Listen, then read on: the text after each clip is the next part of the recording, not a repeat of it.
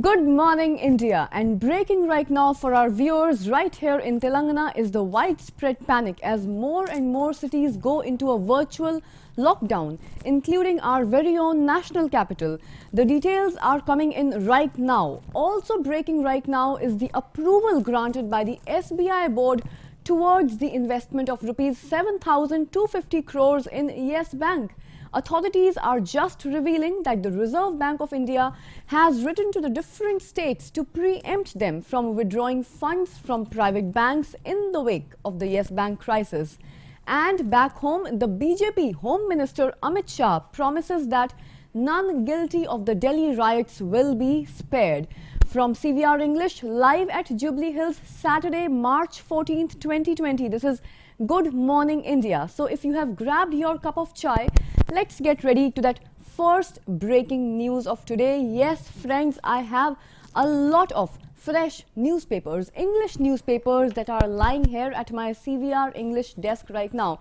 I've got my Deccan Chronicle, I've got Hindustan Times, the Times of India, as well as the latest copy of the Hyderabad Times here. But friends, let me tell you that the biggest headline which has struck the front pages of all these newspapers, including my copy of the Times of India right here, is about the coronavirus. Yes, the menacing virus has once again managed to make big headlines today, and it is back this morning with not one, not two, but three hot headlines today. So let's just start with the national capital first. Declaring the spread of the COVID-19 as a pandemic, the Delhi government on Tuesday announced that it has decided to shut down all schools and colleges, but this decision by the Delhi government was further reconfirmed here on Thursday. And the Delhi government has reasserted that all the schools and colleges across the national capital where examinations are not being held right now, as well as the cinema halls, as a precautionary measure will be shut down till the 31st of March. Now, announcing this decision, the Chief Minister Arvind Kejriwal said that this would prevent the coronavirus from spreading. And of the 74 confirmed cases which we have in the country so far, 6 alone have been reported from Delhi. So that puts Delhi into the red zone right there, and the entire government machinery in Delhi as well as New Delhi is in a state of high alert, and they are ensuring through every possible means and way that the effective containment of this menacing virus takes place as early as possible, and the confirmed number of cases of the coronavirus do not rise beyond 6. 6 is the current number which I'm telling you right now as the figures are pouring in at CVR English. And Kejriwal has also assured that sufficient beds have been kept across Delhi in the different government wards and hospitals for quarantining any suspected cases. And all the government and private offices and shopping malls and shops have been directed stringently to disinfect their premises on a regular basis. At the same time, the Delhi Health Minister Satyendra Jain meanwhile wrote to the Union Health Minister Harsh Vardhan asking him to increase the number of testing facilities in the national capital, which is quite understandable because with the rising number of the confirmed cases of the coronavirus, we do require more and more testing facilities which can confirm whether a patient suffering from certain flu-like symptoms is actually suffering from the coronavirus or any general flu-like virus. At the same time, the Delhi University has also announced the suspension of the classes in all its colleges across the national capital till the 31st of March, but the faculty will be available for work. Indraprasth University too has suspended the classes, but the faculty again has to report to work. Ambedkar University, on the other hand, is yet to take a call, while the Jawaharlal Nehru University has said that it would continue to hold its classes. Jamia Millia Islamia, on the other hand, is waiting for directions from the UGC and the Ministry of Human Resource Development before taking a decision. Coming to the second headline brought to you by the coronavirus today, and this one is a little more shocking, I believe, as it is pertaining to Karnataka, which is much closer to Telangana, where we are staying. a 76-year-old man from Kalburgi in North Karnataka who died on March 10. And this headline, which I'm sharing with you right now and analyzing as well, is right here on the front page of today's Times of India. So if you are also having a copy of Toy with you, I'm sure you will agree. Right here on page 1, this second headline brought to you by the coronavirus, which is actually quite shocking. Now, this man from Kalburgi, which is located in North Karnataka, who died on 10th March, is actually the country's first COVID-19 fatality, with test results on Thursday confirming that he was indeed infected with the coronavirus. Now, this man died shortly after leaving a corporate hospital at Banjara Hills in Hyderabad. That is what is being reported to us by the government officials and the authorities right now. This man who had left for Mecca, Saudi Arabia, on a pilgrimage on 29th January. So let's just go back in time a little bit and analyze this entire timeline which this man has gone through right from 29th January when he left the country to go on a pilgrimage to Saudi Arabia. After that, exactly 1 month later, he arrived on the 29th of February at the Hyderabad airport, where he was effectively screened, but he still did not show any symptoms or signs of COVID-19. And then he proceeded to Kalburgi, his hometown, which was about 230 kilometers away from Hyderabad. However, by the 5th of March, now I want my viewers, I want all you friends to keep a tight eye on this entire timeline which we are sharing with you right now. By 5th March, he started to develop complications, and then he was sent to the OPD of a private hospital in Kalburgi. After that, naturally, he was admitted the next day. Now, officials said that he was shifted to a hospital in Hyderabad on 9th March. So now we jump from the 5th of March when he was admitted to a private hospital in Kalburgi, cut to the 9th of March when he is brought back to Hyderabad and shifted to one of the hospitals in Hyderabad. And he was shifted to one of these hospitals on 9th of March for unknown reasons. These reasons are not being disclosed by the medical authorities right now. But by then, his samples had already been collected and they had been taken for COVID-19 tests in a Bengaluru-based lab. And now comes the most interesting part.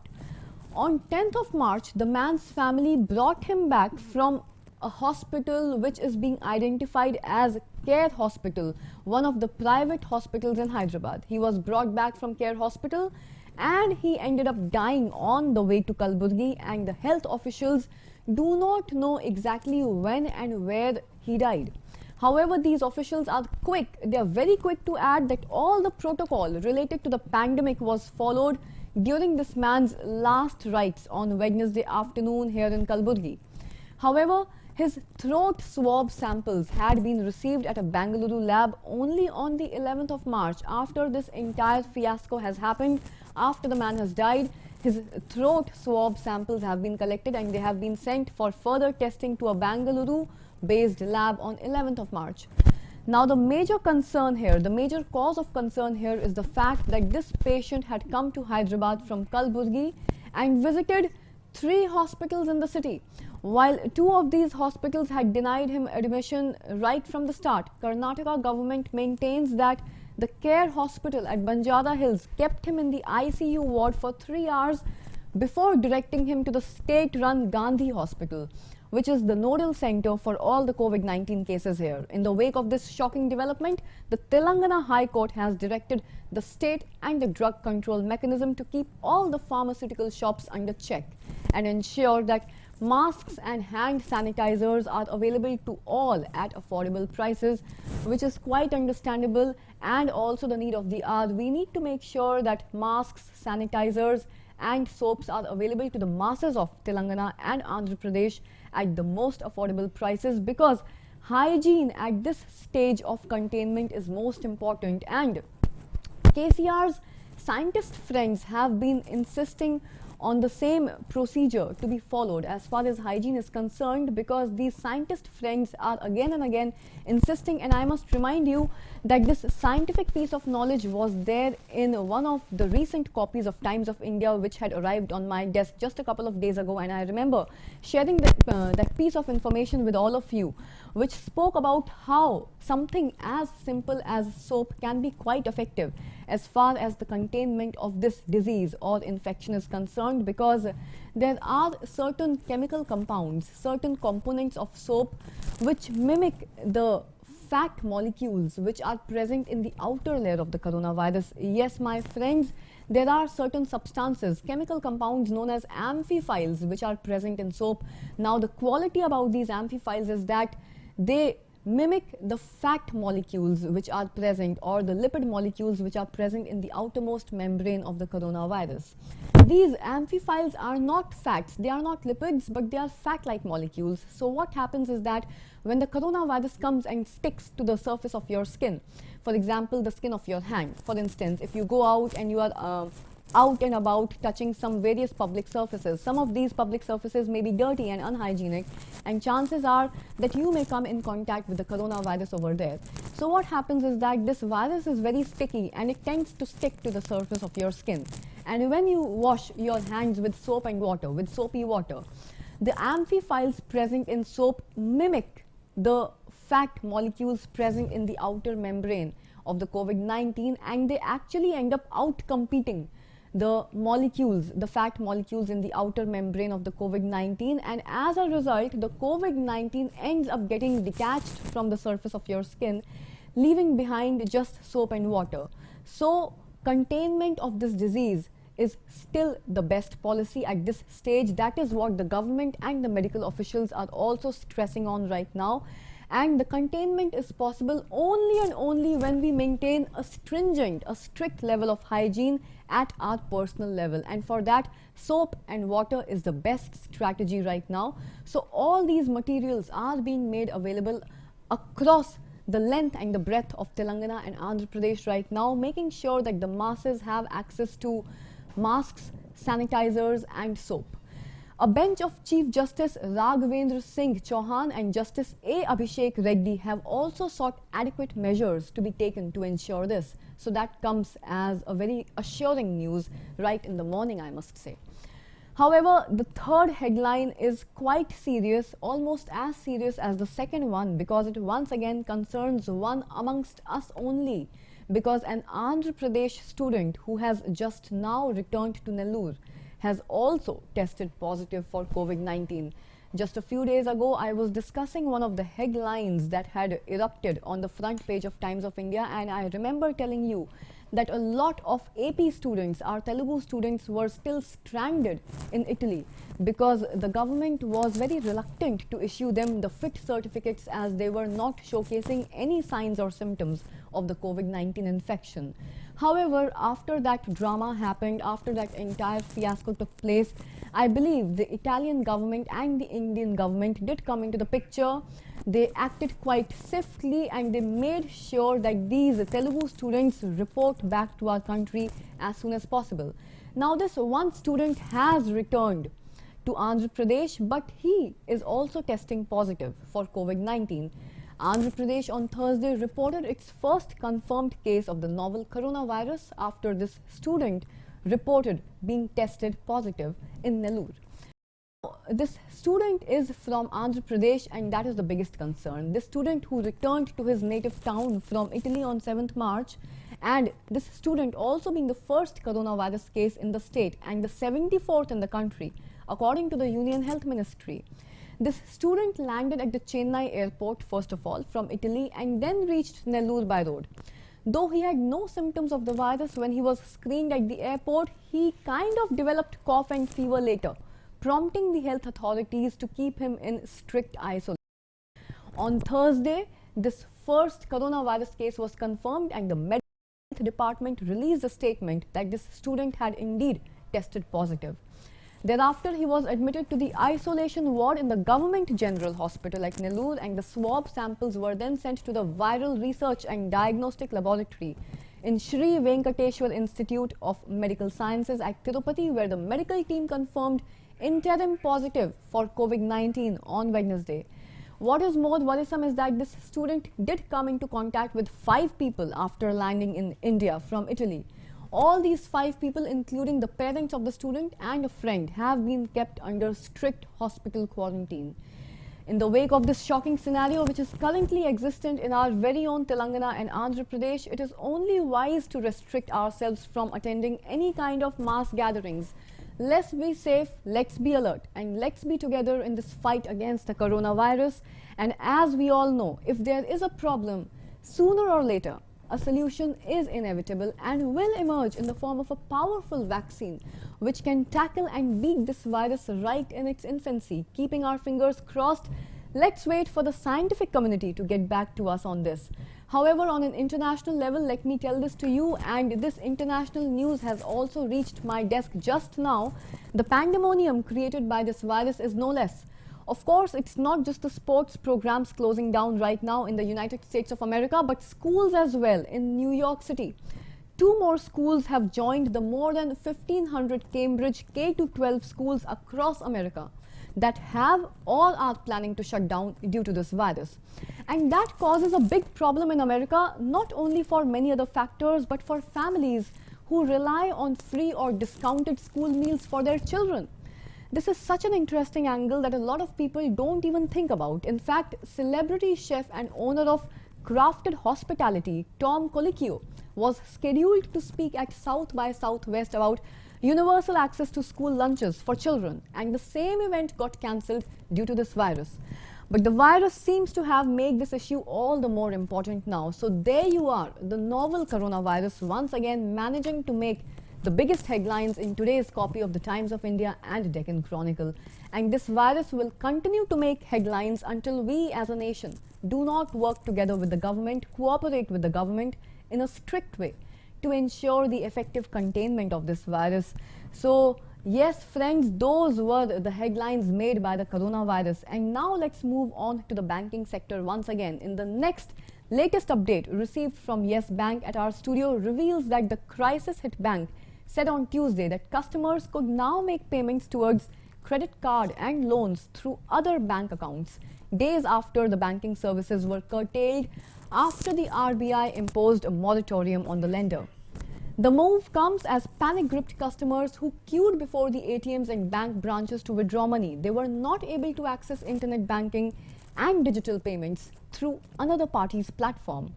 Forex services and credit card purchases were also impacted, but there was a tweet put up recently by Yes Bank officials, and it said, as I quote, "Inward IMPS and NEFT services have now been enabled." Yes Bank tweeted recently. It further tweeted, and I quote, "You can now make payments towards Yes Bank credit card dues and loan obligations from other bank accounts as well." Well, it looks like Yes Bank will eventually revive the remaining banking services for its customers, but we really can't say how long it will take to do so. In the meantime, we can only hope for the best to happen at the earliest. In another fresh update, and it comes as quite a reliever, let me tell you that the bank has now said its ATMs are now fully up and loaded, and customers can withdraw the stipulated amount of rupees 50,000 from other banks' ATMs as well. Well, that comes as quite a breather, I must say. We are now free to withdraw rupees 50,000 from the bank ATMs, and we do not have to rely on checks anymore. Plus, according to the latest copy of the Times of India, I can see a small box over here, right here in the corner, which gives us further details about the Yes Bank fiasco, which is hitting hard our country right now.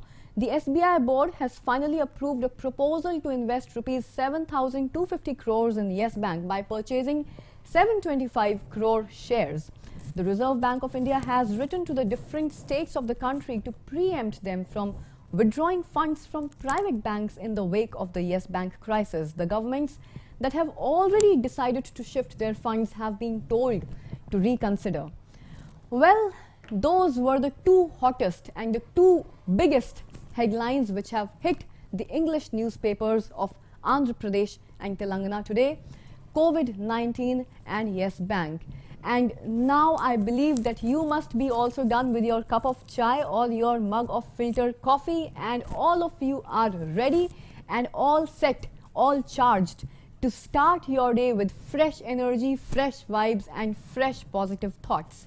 There's a lot to be achieved today, there's a lot to be accomplished today, and I'm sure that you will be able to do that because by now you are up to date with the current happenings around the world, across the globe, and also across Telangana and Andhra Pradesh. Because like they say, in order to beat the world, in order to get the maximum from your day, in order to be prepared for what might happen in the world around us today, we need to be abreast with the current happenings. We need to know about what is happening around us. We need to know about the latest news, the latest headlines which have been hitting our newspapers this morning. Need to know about what is happening in Telangana as well as the rest of the world. And you already know that by now. So you are all set. You are well prepared to take on the world and achieve the maximum through the rest of the day.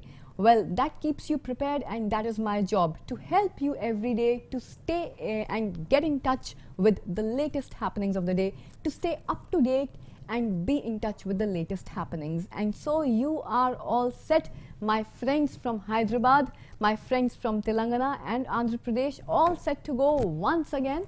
This is your host Anukriti Govind Sharma on behalf of CVR English, signing off. We will catch up once again tomorrow, once again, when some new hot headlines will hit the news desk of CVR English. But until then, bye bye, take care, and once again, a very happy and a very bright good morning to all of you.